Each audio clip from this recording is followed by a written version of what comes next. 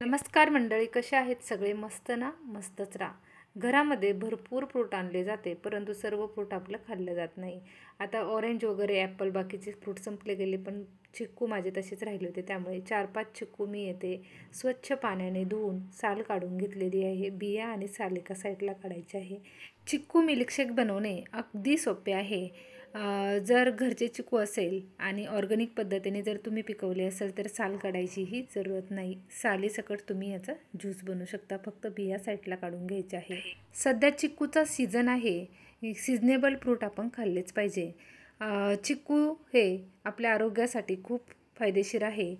कफावर एक रामबाण उपाय म्हणून समजलं जातं. सर्दी वगैरे झाली असेल तर यावेळी दुसरे फ्रूट आपल्याला खाता येत नाही, तर कफनाशक म्हणून तुम्ही हे चिक्कू खाऊ शकता.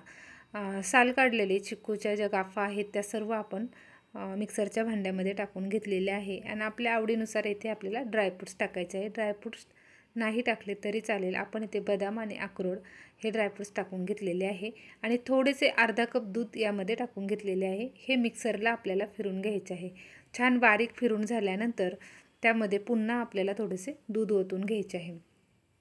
ड्रायफ्रूट्स तुम्ही यामध्ये टाकल्याने चिक्कूचं जे ज्यूस आहे ते चवीला अप्रतिम लागतं आणि दूधही आपल्या हेल्थसाठी खूप फायदेशीर असते.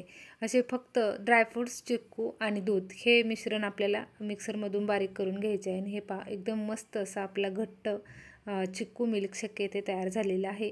आणि आपल्या आवडीनुसार येथे आपण ड्रायफ्रूट्स टाकून घेऊ. हे लहान मुलांच्या आरोग्यासाठी तर खूपच फायदेशीर आहे आणि कफावरती एक गुणकारी औषध म्हणूनही उपयोगी आहे.